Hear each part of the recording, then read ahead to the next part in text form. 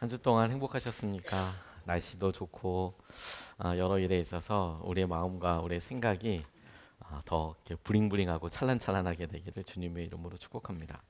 5월 한 달 동안에 우리 가정 더 행복할 수는 없을까? 라는 제목으로 우리가 같이 말씀을 나누고 있고, 오늘은 그 세 번째 시간으로 우리 가정에 있는 여러 일들 중에 우리의 무게중심과 우리의 사랑의 많은 부분이 훅 갑작스럽게 들어가게 되는 우리 사랑하는 이들 가운데, 혹은 우리 스스로가 아플 때 혹은 장애가 있을 때 어떻게 믿음을 써야 하는지와 관련돼서 좀 말씀을 나누고 싶습니다. 왜냐하면 우리가 기도하다 보면 우리 부모님만 괜찮아지시면 우리 가정이 더 행복해질 수 있을 것 같은데, 우리 아내가, 우리 남편이 마음의 병으로부터 자유하면 더 행복해질 수 있을 것 같은데, 우리 자녀들이 중독이나 혹은 은둔형 외톨이로서의 그런 삶이 아니라 마음을 열고 좀 나오면 더 좋을 수 있을 것 같은데, 건강이나 여러 상황에 있어서 우리에게 간절한 소원처럼 기도 제목으로 오래된 것들이 한두 가지씩이 마련입니다. 과연 그런데 우리가 이런 일들을 바라보면서 우리가 더 행복할 수는 없을까? 라는 제목을 우리의 건강과 우리가 이것을 바라보는 마음을 통해 하나님께서 하시는 은혜로 우리가 믿음으로 바라볼 수 있으면 좋겠습니다. 아프면 확실히 행복감이 급격하게 떨어지는 것 같습니다. 당장 몸이 아침에 열만 조금 있어도, 가래만 조금 끼어 이렇게 있어도 우리가 느끼는 어떤 상쾌함이 훅 떨어져 버리는 것은 사실이겠죠. 하물며 병원에 입원이라도 하게 되는 일이 있으면 더 안타까운 마음으로 기도하고 간절히 바라게 됩니다. 지난 2021년에 김도현이라는 분이 장애학의 도전이라는 그런 책을 쓰신 분이 있는데, 장애와 질병이라는 것에 대해서 우리가 조금 귀담아 들을 만한 그런 구분 한 가지를 이야기를 하셨습니다. 당시 경향신문에 나와 있던 내용인데 이렇습니다.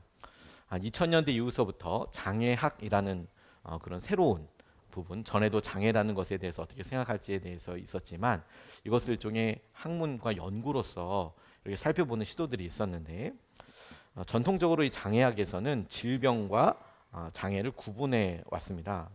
그래서 질병은 치료나 죽음에 의해 종료되는 일시적인 것을 질병이라고 본다면, 치료하면 나을 수 있고 혹은 죽음으로 인해서 완료가 되는 이런 것들을 질병 혹은 병이라고 이야기한다면, 장애는 지속된다는 것이 이제 기본적인 논거가 된다는 겁니다.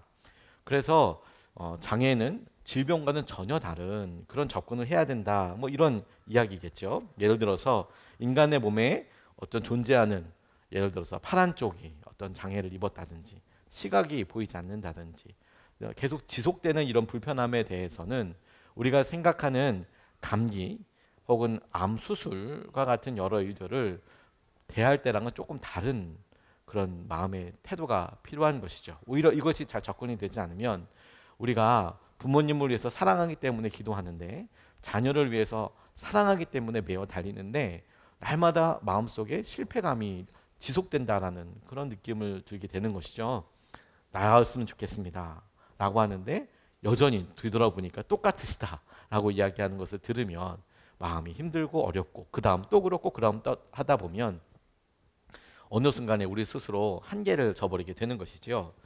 여기서 우리 이 선성에 좀 생각하면 좋겠다라고 싶습니다. 가정을 행복할 때 하나님께서 하실 여러 일들에 대해서 우리가 어떻게 보게 될 건가. 그리고 저는 오늘 결론부터 말씀드리면, 우리가 생각하는 믿음의 도전에 있어서 이것이 우리의 질병을 마주할 때 일시적이고 끝날 수 있는 어떤 일을 마주할 때 하는 그런 믿음만큼이나 더 중요한 것이, 장애를 앞에 두고 있을 때 기도하는 것과 같은 그런 영적인 상태의 믿음의 도전이 훨씬 더 중요하겠다라는 생각을 여러분들과 좀 나누고 싶습니다.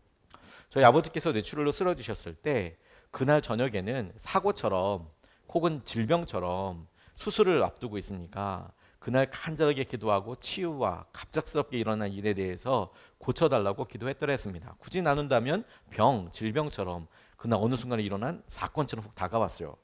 근데 실제로 그 일이 있고 나서 아버지께서 지나간 한 보름 혹은 한 달 정도 입원 생활을 하시면서 그것이 어떻게 재활될 것인가, 어떻게 삶을 더 이렇게 계속 사실 때 불편함이 없이 완전히 회복될 수 있을까, 이것은 치유하는 그날, 치료가 있어야 될 사고가 있었던 그날과는 또 다른 그런 믿음이더라는 거죠.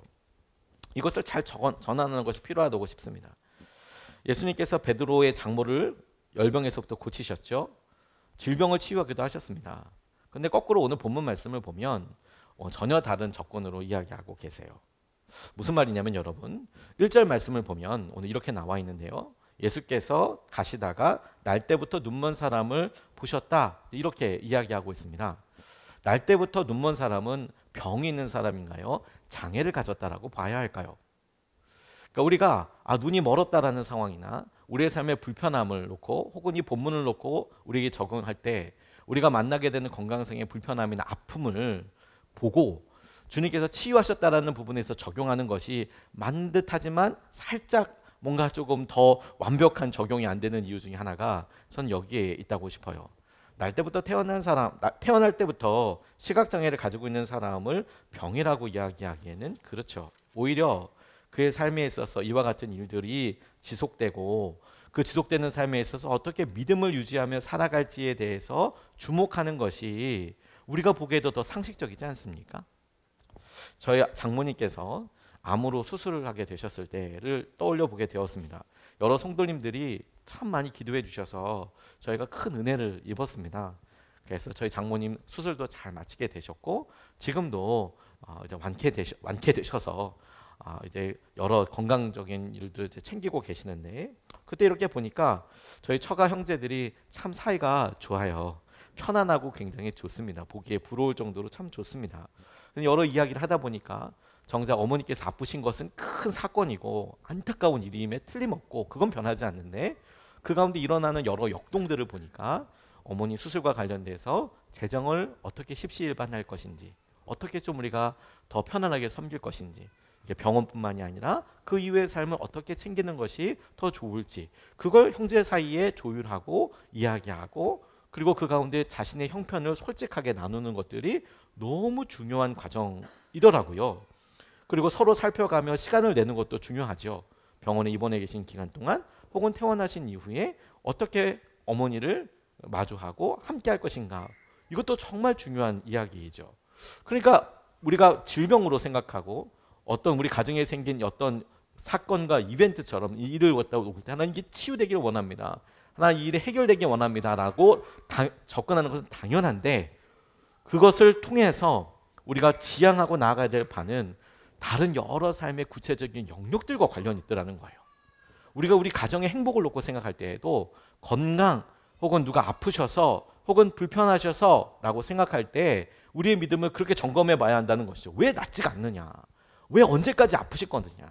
이렇게만 매여 있으면 하나님께서 정말 우리에게 다루시고 정말 우리에게 믿음으로 고백하고자 하시는 영역에 있어서 우리가 중요한 부분들을 놓칠 수 있다라는 것에 우리가 주목해야 한다는 겁니다.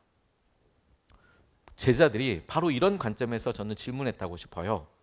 그들이 보기에 혹은 당시의 유대 사람들의 일반적인 사람들, 일반적인 율법을 기반으로 생각하고 있었던 사람들이 생각하기에 이런 장애나 혹은 불편함은 죄의 결과라고 생각을 했어요. 그래서 이렇게 질문하는 겁니다. 2절 말씀을 보면 제자들이 예수께 물었다. 선생님, 이 사람이 눈먼 사람으로 태어난 것이 누구의 죄 때문입니까? 이 사람의 죄 때문입니까? 부모의 죄 때문입니까? 라고 이렇게 질문합니다. 지금 눈먼 이 결과가 눈먼 상태로 태어난 이 모습이 이 결과가 누구의 죄가 원인이 되어서 이런 결과가 일어난 것입니까? 라고 질문하고 있는 것이죠.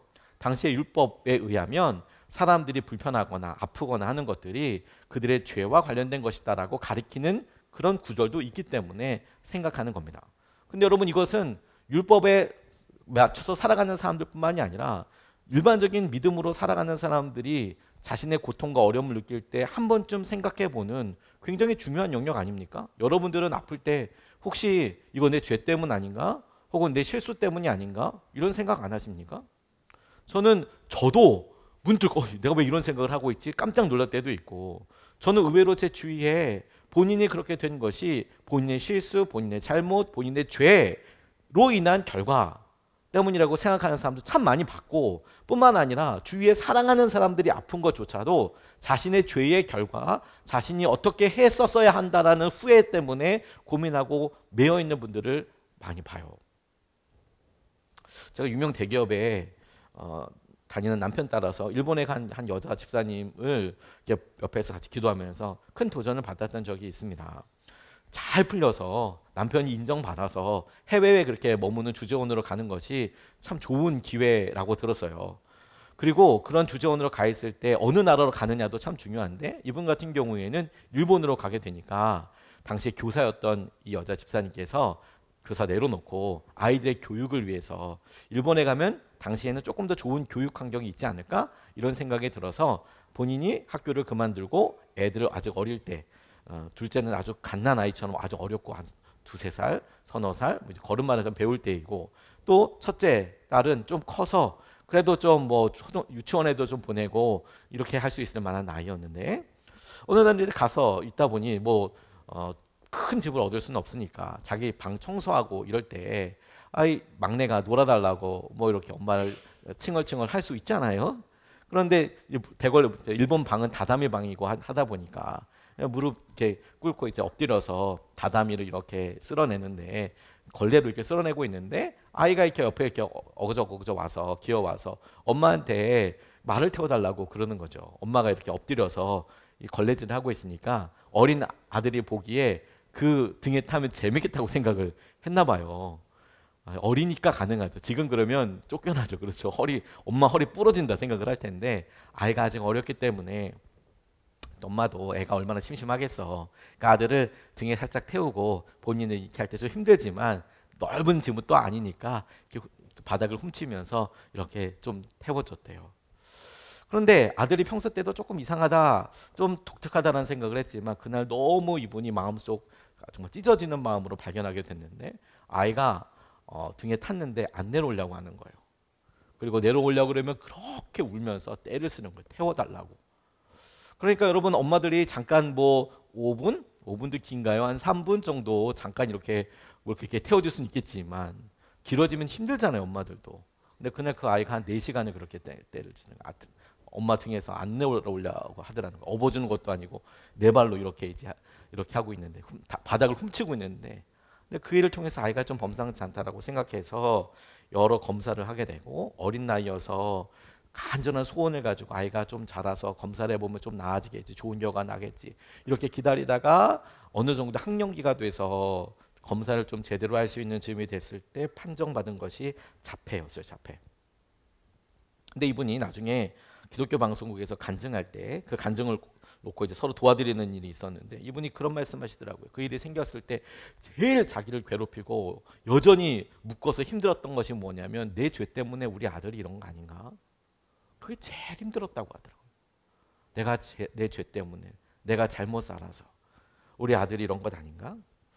그러니까 여러분 율법에 관해서 2000년 전에 바리새인들이나 혹은 유대 사람들만 그렇게 생각한 것이 아니고 제자들만 그렇게 생각한 것이 아니고 여전히 우리가 믿음 생활을 할 때 우리가 어떤 불행이라고 여겨지는 것들, 불편함이라고 여겨지는 것들, 손해나 아픔이라고 이어지는 것들 앞에 있으면 대번 떠올리는 게 내가 뭘 했지? 내 삶의 결과는 무엇이지? 라고 접근하고 질문하는 것이 제자들이 예수님에게 물었던 것처럼 이 사람이 이렇게 된 것이 그 사람의 죄 때문입니까? 부모의 죄 때문입니까? 라고 이야기하는 것과 그닥 다르지 않다는 거예요. 이 접근 자체가. 만약 여러분 진짜로 죄 때문에 우리가 아프고 이런 결과를 잊는 거라면 왜냐하면 그런 일이 없다고 할 수는 없을 테니까 그렇다면 하나님께서 그 일에 대하여 우리에게 그 죄에 대한 결과를 계속적으로 누려라 벌받아라 이렇게 이야기하시지는 않을 겁니다. 우리를 구원해 주신 그 주님께서 성경의 여러 부분과 약속을 통해서 우리가 분명히 확증하시고 다시 확증해 주시는 복음의 핵심은 무엇이냐면 회개하면 용서해 주신다라는 것이잖아요. 주님 앞에 나와서 회개하는 사람을 용서해 주시겠다는 거 아니에요. 그게 복음의 진리 아닙니까? 그래서 우리가 모세의 누이 미리암이 그랬던 것처럼 우리의 죄와 우리의 자과함이 어때서 나는 문둥병이든 결과라고 한다면 회개하였을 때 주님께서 보호하여 주시고 치유하여 주시고 회복하여 주시는 것을 기억하여서 우리의 죄가 그러하다면 회개하는 것이 너무 중요하겠지요. 하나님께서 용서하여 주시고 치유하여 주실 것을 우리가 믿고 실제로 주님은 그렇게 치유하여 주십니다. 그러나 여러분 회개하고 정결하게 살고자 하는 우리에게도 여전히 고통이 있을 수 있어요. 자, 그럴 때 여전히 우리가 회개하고 주님 앞에 나아가고 정결함으로 살아가려고 결단하는 것 외에 그러면 우리가 잘못된 거냐? 죄가 용서되지 않은 것이냐? 죄의 결과가 여전히 우리에게 실제로 역동하는 힘이 되는 거냐? 역사하는 거냐? 아니라는 거예요. 아니라는 거예요. 그때 우리가 깨달아야 될 것이 뭐냐면 우리의 죄나 우리의 연약함으로 인한 것이 있다면 간절한 회개와 함께 주님 앞에 찾아야 될 때이고, 마치 여러분 우리가 아프면 바로 병원에 가서 검사하고 합당한 치료를 받는 것처럼 반드시 그렇게 하나님을 찾고 의지해야겠지만, 여전히 우리 삶에 오래 지속되는 것이 있다면 우리의 삶의 힘을, 믿음을 전혀 조금 더 다른 방법으로 사용해야 한다는 거예요. 그게 우리의 가정이 행복하기 위해서 너무 중요한 거라고 싶어요. 왜냐하면 많은 분들이 여러분 아픔이라는 것에 대한 어떤 결과로만 생각해서 왜 이 상황이 해결되지 않느냐로만 접근하다 보면 우리 가정 진짜 행복해질 수 있을까? 저분이, 우리 사랑하는 이가, 우리 자녀가 이게 해결되자면 행복할 수 없어 라고 그런 논리론을 계속 맴맴 돌게 될 테니까요. 그래서 늘 기도가 이거 해결되면 우리 가정이 행복해질 거라고 생각하죠. 근데 여러분, 말씀은 전혀 그렇게 생각하지 않습니다. 설사 우리가 그렇게 되지 않더라도 우리는 얼마든지 주님과 함께 행복할 수 있어요. 우리의 믿음은 얼마든지 살아서 역사하는 능력이 될 수 있습니다. 결과론적인 죄, 아픔의 원인으로서의 죄가 아니라 새로운 삶의 목표와 관련돼서 오늘 이 질문을 좀 마주하고 싶어요. 무슨 말이냐면, 질병에 대한 치유가 믿음과 소망과 관련된 일이라면 우리가 오래된 이 상황과 환경들 가운데 장애 앞에서는 사랑이 더 큰 중요성을 갖게 되는 것 같아요. 우리가 어떻게 사랑하느냐, 관계에 있어서 우리가 풀어나가야 될 더 많은 일들이 있다는 것을 주목하게 됩니다. 아쉽게도 죄의 결과들이 모이면 그것이 우리가 장애가 있는 것처럼 다리를 절게 된다든지, 팔을 불편하게 된다든지, 어느 날 청력을 잃어버린다든지, 이런 것들처럼 죄의 결과들이 모이면 장애처럼 고착되는 것 같아요. 어느 순간에 낮은 자존감이나 죄책감으로 인하여서 우리가 사람이 절면서 걷듯이 생각이 그렇게 절어요. 사람들이 이야기를 들으면 곧이곧대로 사랑한다고 들리지 않고 막 의도가 뭐지? 혹은 내게 원하는 게 뭐지? 돈을 원하는 건가? 이런 식으로 접근하죠. 그러니까 사람이 차라리 절거나 어떤 팔이 그렇거나 어떤 기능이 그렇다면 불편한 것을 주위의 사람들이 발견하잖아요. 그래서 그렇구나 라고 우리가 같이 좀 도움도 줄 수 있고 그걸 생각하면서 하는데, 우리의 마음이 절거나 영혼이 절게 되면 그럼 이거 잘 나타나지도 않고 주위에 있는 사람은 엄청 힘들죠. 문제와 어떤 일들을 그렇게 말하는 사람들은 그런 타입이 있거든요. 본인이 전다는 걸 잘 몰라요. 그래서 여러 사람들에게 끊임없이 똑같은 방법으로 어렵게 하고 힘들게 하는 경우들도 비일비재하게 많죠. 우리 가정이 힘든 부분도 바로 그렇다고 싶어요. 사실은 우리 한 가지 행동이나 이런 것들이 아니라 우리 아픈 분들을 놓고 기도할 때에도 가만히 보면 그 아픔이라는 간절하고 구체적인 기도에 정말 마음이 애가 닳듯이 그분을 위해서 기도하고 치유를 놓고 기도하지요. 너무 중요한데, 그때 우리의 마음을 더 힘들고 좌절하게 하는 것은 우리 언니는 왜 그래? 우리 형은 왜 그래? 왜 우리 동생은 모른 척해? 왜 이걸 나만 해야 돼? 사실 이런 거 아닙니까? 자녀가 아플 때 왜 우리 남편은 가만히 있는 거야? 우리 아내는 왜 병원에 안 데려간 거야? 혹은 우리 배우자가 아플 때 왜 건강관리를 안 한 거야? 왜? 그렇게 탓하거나 생각해 볼 수 있지 않을까요? 실제로 그게 더 큰 우리의 삶에, 우리가 행복과 불행을 가를 때에 더 큰 요인으로 사실 작용하고 있거든요.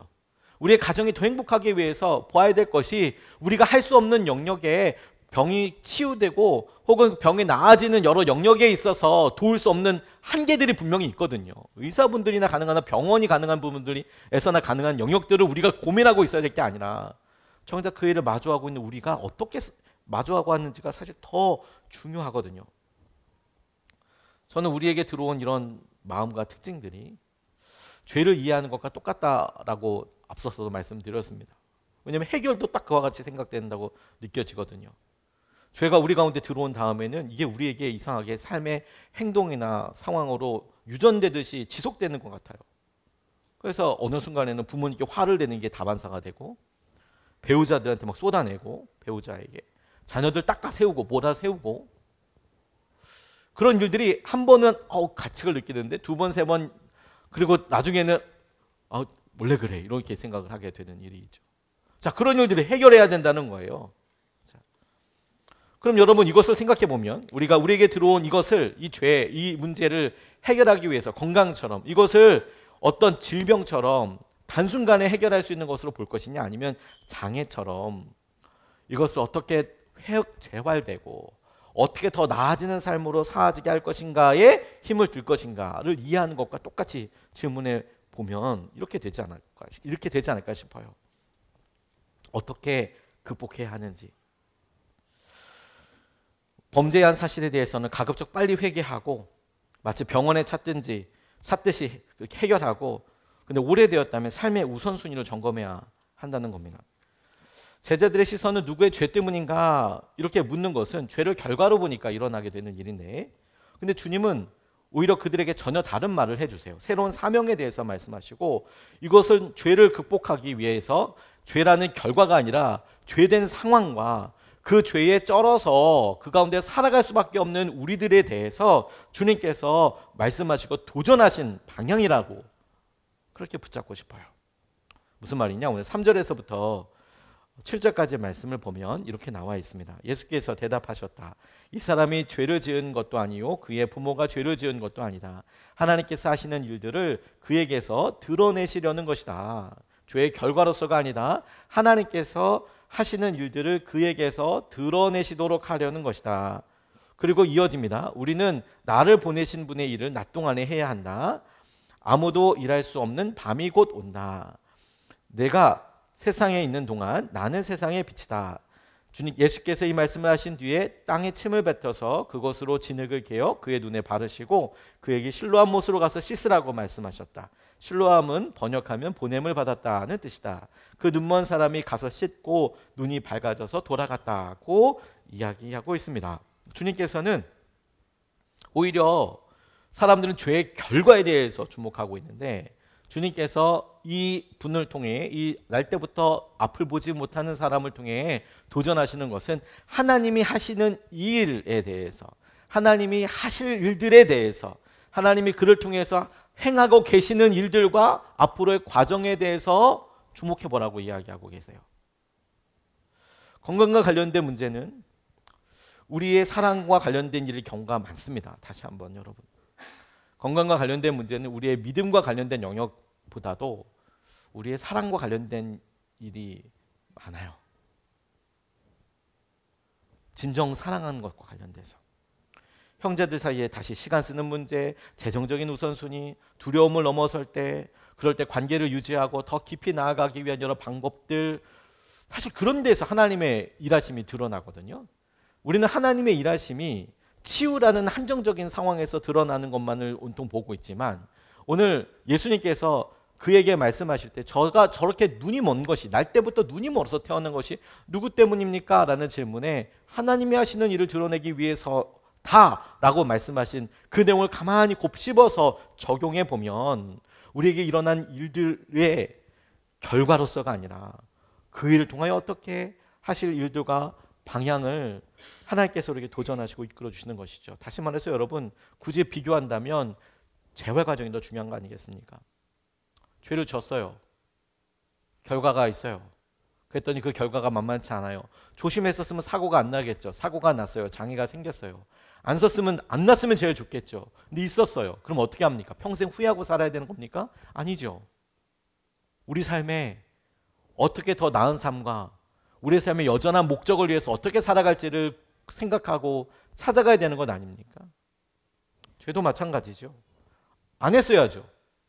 했어요. 그럼 어떻게 합니까? 그걸 평생 후회하며 살아가는 겁니까? 아니요. 하나님이 하실 일들에 대해서 의지하고 나아가는 것이죠. 하나님이 하시는 일들을 주목하라는 것은 다음의 일들을 주목하라는 것입니다. 제가 3절부터 8절까지 말씀을 풀어서, 똑같은 말씀인데 풀어서 제 말로 표현해 보면 이런 의미입니다. 우리가 오늘 읽었던 본문 말씀을 풀어서 다시 설명을 하면 이렇게 말을 바꿔볼 수 있겠어요. 하나님이 하시는 일들 주목하라는 말은 첫 번째, 아픈 것은 비극 아니다라는 겁니다. 오히려 아픈 것은 누구에게나 찾아올 수 있고 언젠가는 찾아올 수 있을 거라는 겁니다. 날 때부터 태어난 사람은 본인이 눈에 보이는 건지 안 보이는 건지 안 보이는 건지에 대해서는 자각할 수는 있겠지만 눈에 보인다는 것이 어떤 것인지에 대해서는 평생 모르고 지금까지 살았을 거예요. 보였다가 시각을 잃어버렸으면 뭐가 불편한지 뭐가 어떤지를 알았을 거예요. 하지만 날 때부터 한 번도 본 적이 없었다면 그의 세계는, 그의 세상은 원래 처음부터 아무것도 안 보였어요. 그러니까 우리가 생각하기에는 불행이라고 이야기하지만, 죄의 결과라고 이야기하지만 정작 그 사람은 모르죠. 제가 그런 일을 겪어보진 않았지만 적어도 우리가 생각하는 것만큼 그렇게 불편하게 생각하지는 않았을 거예요. 아픈 것은 비극이 아닙니다. 누구에게나 찾아올 수 있고 언젠가 우리에게도 찾아올 수 있는 일이에요. 또 똑같이 이 본문 말씀 이렇게도 적용됩니다. 이 일을 통해서 드러나는 것은 누구의 죄나 허물을 밝히는 것이 아니고 하나님께서 하시는 일을 드러나는 데에 목적이 있다. 이거 누구 때문이야? 내 무슨 일 때문에 그래? 그걸 알아차리는데 목적이 있는 게 아니라, 그래, 이런 결과 앞에 하나님께서 하시는 일은 무엇인지에 대해서 우리가 살피는 데 있다. 또 이 본문 말씀 이렇게도 읽혀질 수 있습니다. 그것을 위해서 할 수 있는 때가 있고 아무것도 할 수 없는 때가 있다. 낮 가운데 주님이 보내신 분과 함께 있을 때에 모든 것을 밝히 알고 그 일을 행해야 되고 밤이면 못한다라는 말이 뭐냐면, 그래, 이런 일을 우리가 겪었을 때, 아픔과 고난의 시기가 우리가 마주하게 되었을 때 이때에만 할 수 있는 일이 있고 이때 지나고 나면 못하는 일이 있다. 다시 말해서 계속되는 게 아니고 이것은 좀 길 수는 있지만 이걸 할 만한 때가 있고 시기가 있다라는 거예요. 그래서 할 수 있을 때 후회하지 않고 해보는 게 중요하다, 이거 아닙니까? 할 수 있을 때 해봐라. 또 고침을 받았다면 우리의 삶에 이 고침을 받아서 일어난 일을 통해 주님께서 내가 세상의 빛이다라고, 나는 세상의 빛이다라고 하는 말씀을 통해서 우리가 알아야 될 것이 무엇이냐면, 주님이 빛이라는 말을 통해 어두운 우리 가운데 주님이 오시면, 빛이 있으면, 촛불이 켜지면 그 주위가 밝아지는 것처럼 우리의 세상에 우리의 욕심과 우리의 잘못과 우리의 관계 때문에 꽁꽁 아무것도 안 보이는 상황에 주님을 그 가운데 촛불처럼 모셔라. 주님을 빛으로 삼아서 보아라, 어두움에. 그러면 보인다는, 다른 빛으로는 다른 것은 빛이 아니다라는 거예요. 이 어두운 세상을 밝히는 것은 예수님이 세상의 빛이고 우리의 빛이시니까. 당장 희망이 없고 우리의 마음에 절망처럼 깜깜하다면 그건 치유가 일어나거나 우리가 기도하는 오래된 제한 상황들이 해결돼서 밝아지는 것이 아니고, 그게 없어도 여전히 우리는 어둠 가운데 있을 수 있는데, 그것이 밝아질 경우는 유일하게 세상의 빛이신 주님께서 그 가운데 오셔야 한다는 거예요. 그리고 이렇게도 읽힐 수 있습니다. 주님은 우리를 병에서건 장애에서건 온전히 치유하실 수 있는 유일한 능력이시다. 오늘 이 사람을 이렇게 묵상하면서 그가 계속 그렇게 앓잖아요. 불편하잖아요. 그럼에도 불구하고 하나님께서 그를 완전히 치유하셨습니다. 아니, 그를 회복시키셨습니다. 치유가 아니라 보게 하셨습니다. 그리고 쭉 이 9장을 읽어보면 오히려 본다고 하면서 보이지 않는 영적인 눈 감은 자들에 대해서 주님께서는 오히려 설명하시죠. 우리에게도 똑같다고 싶어요. 치유가 기적이라면 우리를 어렵게 만드는 일의 결과들로부터 넘어서는 것은 날마다 경험하게 되는 기적이 될 거예요. 제가 참 좋아하는, 그리고 몇 번 나누기도 했지만 형제 이야기를 나누면서 오늘 말씀을 마치려고 합니다. 병장 말년 제대 휴가를 나왔던 친구가 있습니다. 저를 찾아와서 이야기를 하는데, 병장 휴가라고 하지만 우리가 봤을 때는 그냥 청년입니다. 그렇지 않습니까? 한 23, 4 대학교 2학년 마치고 군대 갔으니까 뭐 20 됐겠네요. 그러니까 본인들은 청년이라고 다 컸다고 생각하지만 우리가 보기에는 아직 좀 어리죠. 그런데 안타까운 일을 겪었어요. 군대 가 있는 동안 아버지께서 경제적으로 좀 아주 어려워지시고, 그래서 구치소에 들어가 있는 일이 됐습니다. 뭐 사업을 하시는 분이 보증과 여러 관련된 일에서 막지를 못해서 그렇게 구치소에서 재판을 받는 과정이 됐는데, 휴가를 나오자마자 참 안타깝게 빚장애들이 그 집을 알아서 휴가 나온 이 형제를 붙잡고 돈을 갚으라고 그렇게 이야기를 하는 거예요. 네가 갚아야지, 네가 장남인데. 그래서 저를 찾아왔어요. 제대가 얼마 남지 않았는데 들어가서 얼마 있다가 제대하게 되는데 목사님 어떻게 하면 좋겠습니까? 여러 상황들 들어봤는데 아버지께서 사업을 하셔다가 이렇게 계속 어려우셨나 봐요. 그래서 이런 결정들을 이렇게 하시다가 힘들게 됐는데 이건 뭐 대학생이 알바 하나 더 떼서 할 수 있는 상황은 아닙니다. 가서 뭐 당시에 CU나 무슨 편의점에서 2잡, 3잡을 한다고 해서 이거 해결할 수 있지가 않거든요. 부모가 사업하다가 진 빚을 자녀가 알바해서 어떻게 갚습니까? 이자도 안 되죠. 근데도 그 이제 받아야 될 사람들은 그 자녀를 붙잡아다가 그 갚으라고 하니까 너무 힘들고 아버지한테도 자기가 장남이고 자기 동생이 있으니까 자기가 뭘 해야 되지 않겠냐고 말하는 그 친구를 붙잡고 제가 간절히 이야기했어요. 야, 아무리 생각해봐도 네 나이가 이제 20대 중반인데 너 대학부터 나오는 게 맞는 것 같아. 대학 나오고 너 지금 대학 그만두고 네가 갚는들 물론 그게 도움이 안 된다고는 할 수 없지만 완전한 해결이 될 수 없어. 그리고 주님께서 제게 주셨던 마음은 뭐였냐면 그 친구에게 이게 너의 능력이나 어떤 너의 믿음을 실험하는 게 아닌 것 같아. 너의 사랑을 점검하는 것 같다. 너 아버지 그런 일이 있으셨지만 부끄러워하지 않고 아버지를 끝까지 아버지로서 받아들이고 사랑하고 찾아가는 것이 이 일의 제일 중요한 부분인 것 같다. 네가 이로 인해서 대학을 그만두고 복학도 하지 않고 그렇게 한들 너의 삶이 그런 앞으로 5년, 10년 후가 보여지지 않는다. 그러니까 대학을 졸업을 하고 와서 너무 안타깝지만 네가 할 수 있는 일 최선을 다하고 대신에 그렇다고 해서 네가 갚아야 된다 이런 건 아니지만 아버지를 끝까지 찾아뵙고 할 수 있는 일에 최대한 마음을 도와드리고 사랑하는 것이 중요하겠다라고 이야기를 했는데 그 친구가 알아들었어요. 그래서 뭐 제대하고 복학도 하고 그럼 복학할 때 마음도 이렇게 같이 나누고 좀 그랬습니다. 그리고 한 2년 정도 지났나요?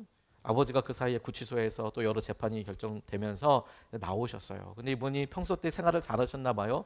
친구들이 그래도 호구지책은 해야 된다고 생각해서 지하 단칸방 얻어두고 그리고 이제 아주 오래된 중고차 하나 트럭을 이렇게 해서 뭐라도 좀 운송이라도 해서 호구지책은 해야 되니까 먹고 살 수 있도록 그렇게 친구들이 돈을 모아서 이렇게 해주셨어요. 재기라도 어떻게 해보라고. 또 민사로 계속되면 돈도 갚아야 되잖아요. 그걸 할 수 있도록 친구들이 어떻게든 모아줬어요. 근데 이 아버지 마음속에 내심 섭섭한 게 있었나 봐요. 아들이 이렇게 구치소 찾아올 때도 면회도 안 하려고 하시고 그랬다는 이야기 듣고 그리고 이제 단칸방에 살 때도 찾아가는데 별로 이렇게 살갑게 마주치지도 않고 얘가 찾아가서 아버지 사랑한다고 얘기해도 별로 그렇게 대면하고 마음을 이렇게 갖지 않으시더라는 거예요. 근데 그날도 아버지 이렇게 단칸방에 찾아가서 이제 출근하는 아버지 향해서 등에다 대고 아버지 그냥 인사 받지도 않으시고 나가시는데 아버지 사랑해요라고 이야기했다는 겁니다. 한 번 두 번 한 게 아니라 그날도 이야기한 거예요. 아버지 사랑한다고. 그랬더니 아버지가 그날은 나가다 말고 이렇게 돌아서시더니 나도 사랑한다. 그리고 안아주고 가시더라는 거예요. 이 녀석이 찾아왔어요. 우리 아버지가 마음을 여셔서 자, 사랑한다고 이야기했는데 자, 자기 사랑해준다고 하고 가셨다고. 그때가 그 친구 4학년 때였거든요. 4학년 올라가자마자 일찍 취업이 됐어요. 아주 럭키하게 아주 좋게. 그래서 1년 동안 이제 4학년 초반서부터 일찍 취업 활동을 할 수 있었습니다. 인턴이었습니다. 얼마 되지 않았습니다. 당시에 월급이 120만 원 조금 되지 않았다고 제가 알고 있어요. 기억하고 있습니다. 근데 놀라운 것은 말이에요. 이 친구가 자기가 처음에 들어갔을 때부터 매월 10만 원을 따로 모아서 자신처럼 어려운 친구가 있으면 도와주면 좋겠다고 통장을 가지고 왔어요. 인턴을 하고 내 사랑과 내 마음에 있어서 내가 받은 사랑. 오히려 본인이 그렇게 어렵고 힘들 때 교회에서 장학금도 혹은 주위에서 같이 마음을 모아서 얘가 어떻게 학교에 들어갈 수 있도록 정말 마음을 같이 모으고 도와주는 손길이 있었거든요. 아버지가 도와줄 수 없고 군대 갔다 온 친구가 돈이 갑자기 어디 있어요. 복학하기 위해서 그렇게 기도하고 마음을 많이 쏟아주어서 학교를 그렇게 3학년 4학년 다니게 됐는데 정작 본인이 딱 들어가고 나서 제일 먼저 한 게 뭐냐면 그 10만 원 따로 떼놔서 그 쓸 일이 얼마나 많겠어요. 근데 10만 원 떠와서 겨울쯤이었는데요. 자기처럼 힘들고 어려워서 학교 다니지 못하는 친구한테 그 등록금을 다 대줄 수는 없지만 자기가 갖고 온 한 110여만 원, 120만 원 정도, 그 100만 원 정도 된 것 같네요. 네. 그걸로 좀 도와주면 좋겠다고. 주님이 하시는 일을 드러내신다는 건 딱 그와 같지 않습니까? 우리는 여러분 우리가 아픈 상황과 그 문제를 중심으로 그것이 해결되고 안 해결되고를 보면 생각해요. 그래서 여러분 우리 가정에 5월을 맞이해서 부모님을 만나고 함께 만나는 상황에서도 그 일이 아프고 해결되고 여전히 남아있고를 가지고 우리가 힘들어하고 어려워합니다. 우리의 생각의 틀이 그러는 한 이거 절대 깰 수 없어요. 근데 오히려 여러분 우리가 이것을 마치 어떤 질병과 마치 이런 제한적인 일시적이고 죽음으로 끝나는 이런 일에서 바라볼 게 아니라 장애를 재활하듯이 믿음을 쓰게 해주십시오. 그게 주님께서 초청하시는 거예요. 우리에게 주님께서 신뢰함을 주시고 하나님이 하시는 일을 보여주시고 우리에게 역할을 주신 이유는 뭐냐면 우리가 재활할 목표, 우리가 죄의 영향력이 아니라 하나님의 복음과 능력의 목표를 향해서 나아가기 위해 때 주님께서 우리에게 신뢰함을 주시고 주님께서 우리에게 도전하시는 거예요. 오늘 여러분 우리 가정을 위해서 우리가 이것을 붙잡고 의지하고 나아갈 수 있으면 좋겠습니다. 오늘 찬양하고 같이 기도하고 싶습니다. 이게 군대에서 여러분 완전 히트송이라네요. 실로암. 교회 안 다니는 친구들도 이 실로암 엄청 좋아한다고 뭐 한다고 들었습니다. 우리도 한번 주님 어두운 밤에 캄캄한 밤에 새벽을 찾아 우리가 떠나게 해주셔서 하나님 우리의 눈 밝혀서 우리 가정에 주님께서 하신 은혜와 믿음을 쓰게 해주십시오. 우리 좀 같이 찬양하고 기도하시겠습니다. 나눔 제목 좀 알려드리겠습니다. 첫 번째, 사랑하는 가족 중에 한 사람을 떠올려 보십시오. 그 사람 혹은 그분이 아팠을 때 어땠습니까? 한번 나눠보면서 느꼈던 마음을 공감해 볼 수 있겠다고 싶습니다. 두 번째, 당신이 아팠을 때 감사했던 일들은 없었는지 생각해 보십시오. 아팠는데 그냥 불행하기만 하고 힘들었는가? 아파서 고생스러웠지만 그 일로 인해서 변화된 것이 있다면 나눠보십시오. 공감하게 되고 또 여러 일들에 대해서 또 진심을 알게 되고 뭐 이런 것도 나눠보시면 좋겠습니다. 세 번째, 당신의 경험을 통해 주위 사람들에게 어떻게 권면해 줄 수 있겠습니까? 어떤 권면해 줄 수 있겠습니까? 이렇게 나눠보면 좋겠습니다.